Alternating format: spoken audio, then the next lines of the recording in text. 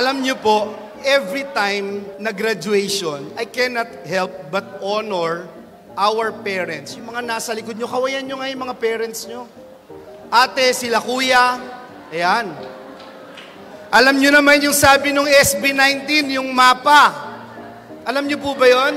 Yung sabi nung lyrics, mapa, pahinga muna, ako na. Kaya ibig sabihin itong graduation na to, kayo na nga. Natetempt tuloy akong kumanta. Wag na lang. Oh, no!